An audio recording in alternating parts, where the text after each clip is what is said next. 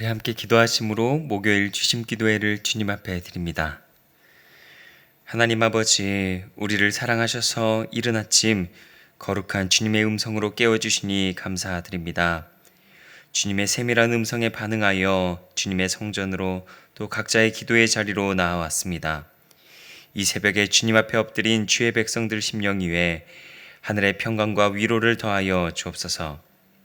자비하신 하나님, 이 시간 눈물과 탄식으로 주의 옷자락을 붙잡는 자들을 위하여 중보합니다. 우리가 살아가는 삶의 현장이 녹록지 않아 삶의 무게를 짊어지고 주님 앞에 나온 이들이 많습니다. 하나님, 가정이 무너지고 관계가 깨어져 아파하는 가정을 불쌍히 여겨 주옵소서. 또한 물질의 궁핍과 질병의 고통 속에서 밤새 잠 못 들고 신음하는 자들이 있습니다. 생업의 현장에서 예기치 못한 막힘과 어려움을 만나 답답함 속에 부르짖는 성도들이 있습니다. 주님, 수고하고 무거운 짐진 자들아 다 내게로 오라 말씀하셨으니 이 시간 주의 십자가 앞에 그 무거운 짐을 내려놓게 하시고 주님의 방법과 식으로 가정을 회복시켜 주시며 막힌 일터의 문이 열리며 상한 심령과 육신을 예수의 보혈로 깨끗게 치유하여 주옵소서. 고난 중에서도 또 고난을 넘게 해주실 주님의 선한 손길을 신뢰하며 다시 일어설 수 있는 새 힘과 능력을 공급하여 주옵소서. 교회의 머리가 되시는 하나님 아버지, 이제 다가오는 계절 우리가 온 마음을 다해 준비하고 있는 여름 사역들을 위해 기도합니다. 주의 세대를 믿음 위에 굳건히 세우는 값진 계절이 되게 하여 주옵소서. 가장 어린 영아부와 유치부, 어린이 성경학교로부터 또 중고등부 수련회 그리고 청년들 수련회에 이르기까지 모든 여름 사역의 일정 가운데 성령으로 역사하여 주시고 준비하는 교육자들과 부장님, 교사들의 심령에 먼저 은혜를 부어주시며 지치지 않는 영육간의 강건함을 허락하여 주옵소서. 또한 우리 자녀들이 이번 여름 사역을 통해 예수 그리스도를 아름답고 뜨겁게 만나는 역사가 있게 하여 주옵소서. 부활의 첫 열매가 되신 주님, 오늘 우리에게 주신 말씀을 깊이 품기 원합니다. 하늘의 미랄이 떨어져 열매 맺는 것처럼 우리에게 심긴 말씀의 미랄이 심기게 하시고 또한 품게 하시며 또한 열매 맺는 역사 또한 누리는 우리가 되게 하여 주옵소서. 선포되는 말씀을 통해 우리 영이 살아나며 기도가 되는 이 새벽이 되게 하여 주옵소서. 우리를 죄에서 구원하시고 부활의 산소망 되신 우리 주 예수 그리스도의 이름으로 기도드리옵나이다. 아멘. 오늘 주님께서 우리에게 주신 말씀은 고린도전서 15장 12절로부터 19절까지의 말씀입니다. 고린도전서 15장 12절로부터 19절까지의 말씀을 저와 여러분이 한 절씩 교독하고 마지막은 함께 읽도록 하겠습니다.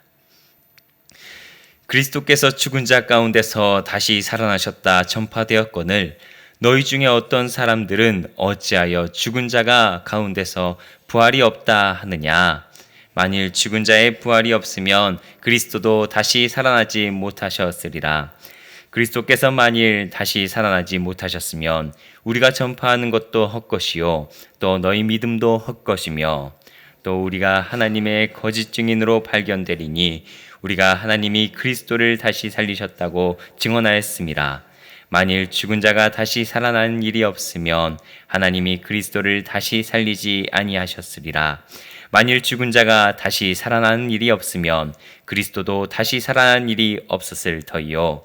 그리스도께서 다시 살아나는 일이 없으면 너희의 믿음도 헛되고 너희가 여전히 죄 가운데 있을 것이요. 또한 그리스도 안에서 잠자는 자도 망하였으리니 만일 그리스도 안에서 우리가 바라는 것이 다만 이 세상의 삶뿐이면 모든 사람 가운데 우리가 더욱 불쌍한 자이니라. 아멘. 사랑하는 성도 여러분, 오늘 또 일상의 첫 시간을 주님께 드리는 여러분의 삶 가운데 부활하신 예수 그리스도의 평강과 소망이 넘치기를 간절히 축복합니다. 우리가 살아가는 세상에는 소위 상식이라는 것이 자리하고 있습니다. 믿음이 있든 없든 우리 모두가 아는 상식이 있죠. 사람은 태어나면 늙고 또 병들고 결국에는 죽는다는 것. 이것은 동서고금, 동방이나 서방, 고대나 지금이나 누구에게도 부인할 수 없는 자연의 이치이자 상식입니다. 사람이 죽으면 숨이 끊어지고 흙으로 돌아간다는 것은 누구나 아는 사실입니다. 그러나 믿는 사람들은 이후의 삶을 기대하죠. 예수를 믿고 예수와 닮은 신앙생활을 꿈꾸며 살아간 사람들은 하나님 손 안에 공명정대하게 판단을 받아 이후에 주님과 함께할 천국의 소망을 두고 살아가게 됩니다. 대체로 예수님을 알지 못하고 예수 부활에 대한 소망이 없는 사람은 죽은 육체가 다시 살아난다는 것, 이것을 세상의 상식과 과학의 기준에서 벗어나기 때문에 도저히 믿을 수 없는 일이라고 여깁니다. 근데 오늘 본문을 보면 이 세상의 상식과 합리적인 생각의 범위가 신앙을 좌지우지했을 때, 세상의 상식과 합리적인 생각이 교회 안에 견고하게 자리 잡았을 때 어떤 일이 벌어지는지를 잘 보여주고 있습니다.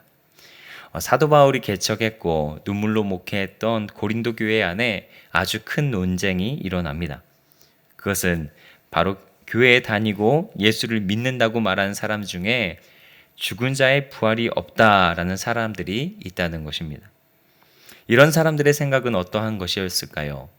교회도 다니고 예수도 알고 믿는다는데 부활까지는 좀 이상한 것이 아닌가?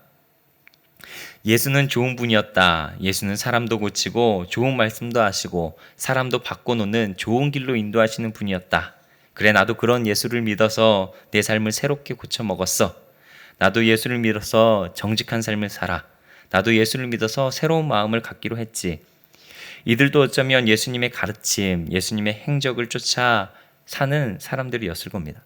나는 예수 믿어 라고 말하기에 예수를 믿는 무리 가운데 살아가고 있을 거고, 그들 가운데는 여러 형태들이 있다는 것을 이야기했을 것입니다.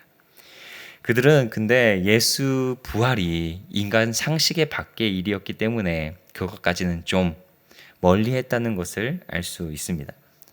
바울은 이런 신앙의 형태를 조금 의아해 했습니다. 예수를 믿는데 예수의 부활을 믿지 않아? 예수는 믿고 있는데 예수 부활은 상식에서 벗어나기에 믿지 않는다고? 오늘 본문 12절의 말씀을 함께 읽어보겠습니다.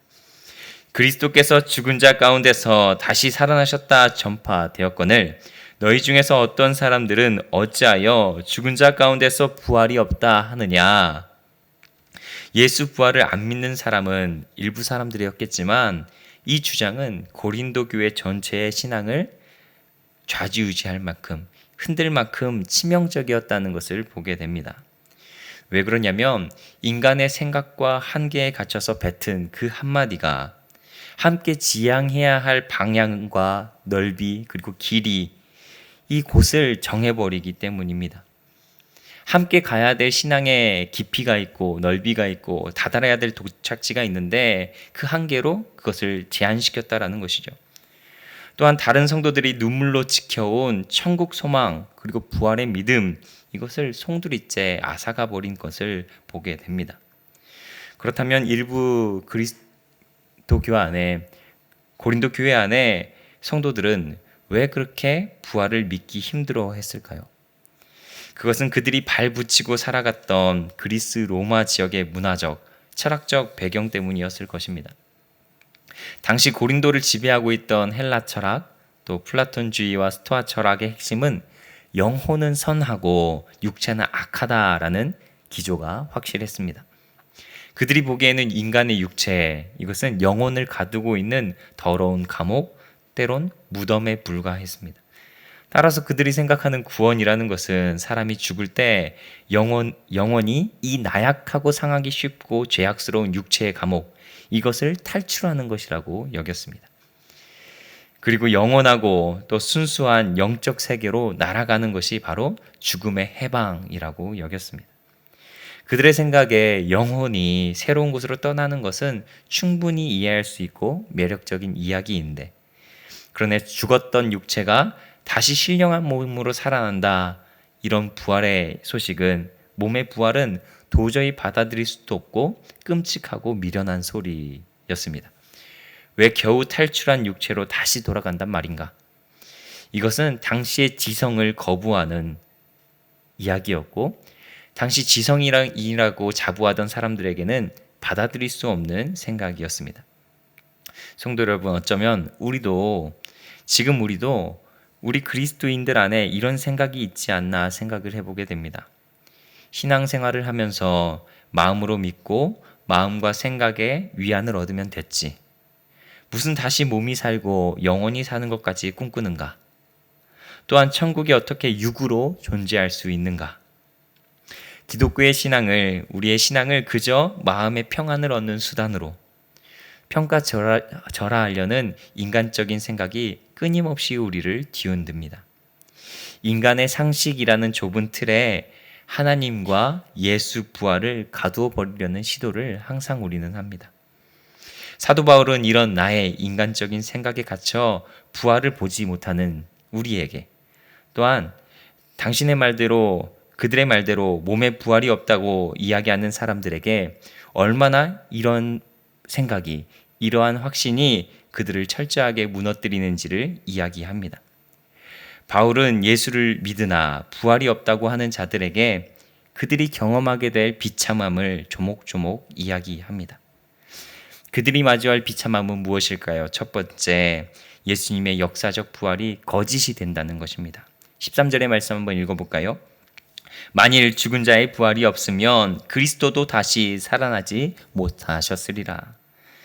예수님이 인간의 몸을 입고 이 땅에 오셨고 몸으로 죽으셨고 몸으로 부활하셨는데 그 몸이 없다면 우리의 신앙이 실증이라는 기반에 서지 못합니다. 끊임없이 허상을 믿고 있다는 손가락질을 받게 됩니다. 인간의 몸이 다시 사는 법이 없다면 우리가 첫 열매라고 말하는 예수님의 부활도 사기극이요 헛것이 되고 맙니다. 우리가 앞선 15장 전반부에 보았듯이 예수님의 부활을 목격한 사람들이 많다고 바울은 말합니다. 게바에게도 보이셨고 12사도에게도 보이셨고 500여 형제, 야고보, 또 자신, 예수의 부활을 목숨을 걸고 증언했던 모든 이에게 예수님은 보이셨다 말합니다. 근데 그들을 졸지에 사기극을 꾸미는 사람들, 주동자로 만들고 맙니다. 둘째로, 예수의 부활이 없다는 사람들에게 우리가 전파하는 것과 성도들의 믿음이 전부 헛것이 되고 맙니다. 우리 14절의 말씀을 함께 읽겠습니다.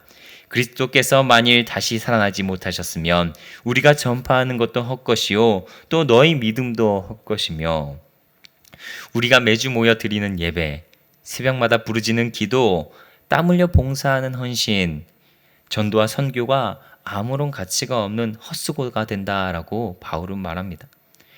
누군가는 부활이 없이도 수고할 수 있지 않냐라고 말하지만 모든 것의 시작이 부활이어야 합니다. 하나님은 예수님을 보내실 때 구원자로 보내셨지 우리의 선생으로 보낸 게 아닙니다. 예수님도 듣고 싶었던 고백은 나의 선생님이 아닌 하나님의 아들, 나의 구주이십니다. 하나님은 이 예수님의 부활을 통해 만물을 새롭게 하시기를 원하셨습니다. 우리의 모든 섬김도, 전파도, 선교도 다 부활에 근거하길 원하신 분이 바로 우리 하나님과 예수님입니다. 그리고 마지막으로 부활이 없다는 자들의 가장 치명적인 것은 세 번째, 부활이 없다면 우리는 여전히 죄 가운데 있게 되고 믿음으로 먼저 예수 안에 죽은 사람은 그냥 소망 없이 죽은 것, 망한 것이 됩니다. 17절과 18절의 말씀 같이 읽겠습니다. 그리스도께서 다시 살아난 일이 없으면 너희의 믿음도 헛되고 너희가 여전히 죄 가운데 있을 것이요 또한 그리스도 안에서 잠자는 자도 망하였으리니, 부활이 없다면 예수 십자가는 우리를 구원하지 못합니다. 부활이 없는 예수 십자가는 허망한 죽음일 뿐입니다. 예수님이 살아나셔야 사망 권세가 의미 없음이 선포되고 우리의 죄가 완전히 청산되었다는 것을 증명이 되는데, 예수 부활이 없다면 우리는 여전히 영원한 형벌을 받아야 할 죄인으로 남는 것입니다. 또한 먼저 믿다 천국 소망을 품고 눈을 감은 우리의 부모님들, 우리의 신앙의 선배들, 주 안에서 잠자는 모든 이들의 수고와 땀방울, 이 모든 것이 아무런 소망 없이 소멸해버린 가장 불쌍한 인생들이 되고 마는 것입니다. 바울은 19절에서 부활 신앙이 없는 그리스도인들의 비참함을 이렇게 결론짓습니다. 만일 그리스도 안에서 우리가 바라는 것이 다만 이 세상의 삶뿐이면 모든 사람 가운데 우리가 더욱 불쌍한 자이니라. 만약 부활이 없다면 이 세상에서 예수를 믿는 사람들이 가장 바보 같고 가장 비참하며 가장 불쌍하고 비굴한 인생이라고 말합니다. 바울은 이 비참함을 통해 고린도 교회에 부활이 없다 또는 없어도 된다라고 하는 자들, 자칭 그리스도인들에게 엄한 경고를 하고 있는 것입니다. 중요합니다. 예수님은 죽으면서까지도 저들도 우리가 하나인 것처럼, 하나님 우리가 하나인 것처럼 저들도 우리와 하나 되게 해달라고 예수님은 말씀하셨습니다. 죽으면서까지 하나님과 내가 하나인 것처럼 저들도 우리와 하나 되게 하여 주옵소서. 내가 있는 곳에 너희도 있을 것이다. 예수님은 말씀하셨습니다. 하나님과 예수님은 우리에게 가장 좋은 것을 주시는 분이십니다. 그런데 우리는 그 부활이 없다 또는 부활마저 괜찮다 라고 이야기하는 것이 아닌지 우리는 한번 생각해 봐야 합니다. 이 짧은 인생이 전부인 줄 알고 사는 사람들은요, 자기 욕망을 따라 즐기며 살아갑니다.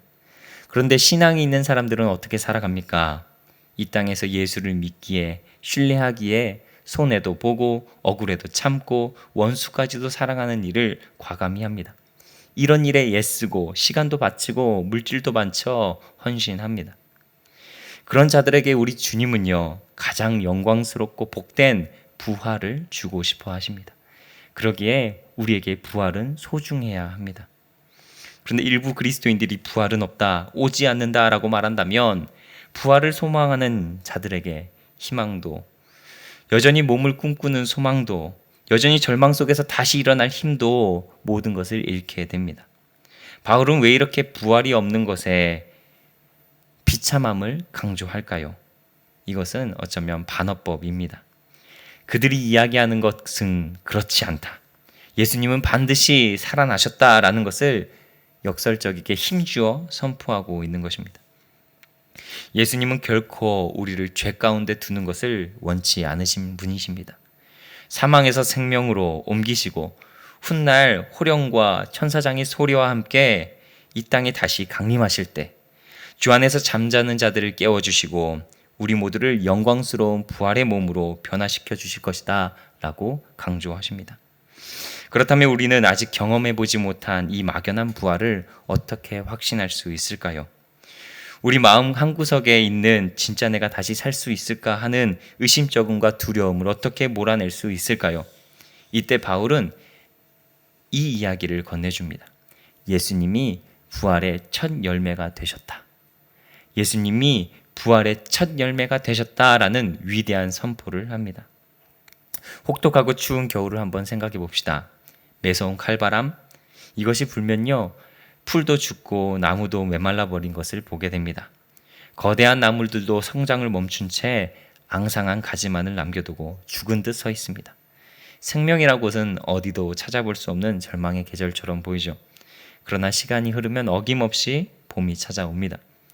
봄이 올 때 메마른 가지에 가장 먼저 툭 하고 돋아나는 작고 연약한 새싹 하나가, 혹은 먼저 피어나는 꽃 한 송이가 있습니다. 우리는 그 첫 번째 싹을 보면 깨닫습니다. 아, 이제 겨울이 끝났구나. 봄이 왔구나. 이제 곧 산과 들에 푸른 생명이 가득하겠구나.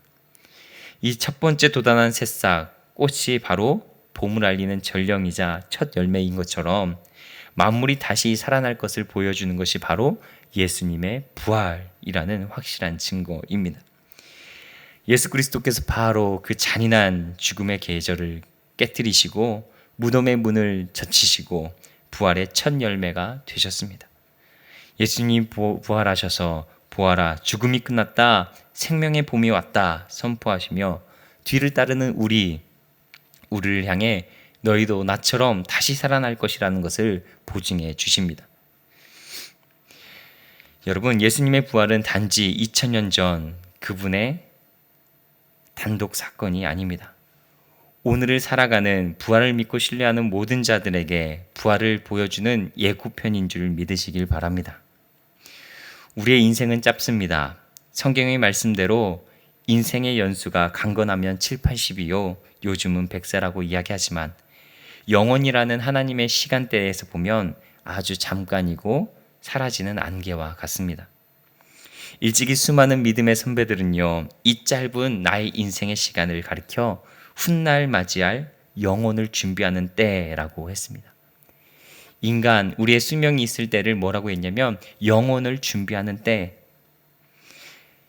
이 땅에서 삶은 끝이 아니라 영원한 하나님 나라를 연습하고 준비하고 씨앗을 심는 것이라고 이야기했습니다.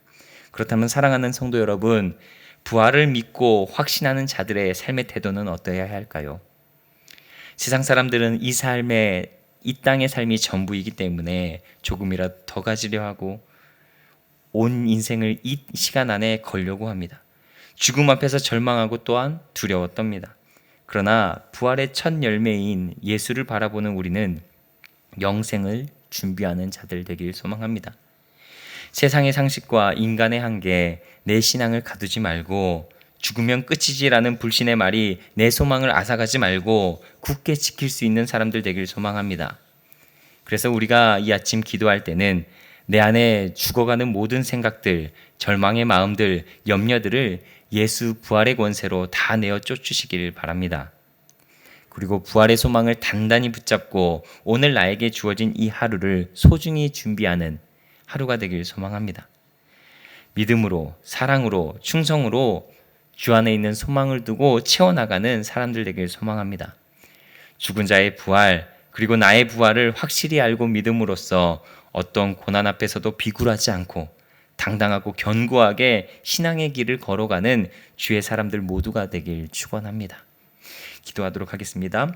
하나님 아버지, 독생자 예수 그리스도를 부활의 첫 열매로 삼아주셔서 우리에게 죽음이 끝나지 않는 것이며 영원한 생명을 맛보게 하시는 것임을 생각하게 하시니 감사합니다. 세상의 헛된 철학과 인간의 좁은 상식에 갇혀 부활을 의심하거나 낙심하지 않게 하시고 날마다 천국 소망을 품고 승리하게 하여 주옵소서. 짧은 이 땅의 삶 동안 영원한 천국을 신실하게 준비하는 지혜로운 청지기가 되게 하여 주옵소서. 오늘 하루도 부활의 능력으로 동행하실 줄 믿사오며 우리 주 예수 그리스도의 이름으로 기도드리옵나이다. 아멘. 우리 이 시간 자신이 가지고 온 기도의 제목을 통해 영원한 하늘 소망을 품게 되는 우리 귀한 성도들 되길 간절히 소망합니다.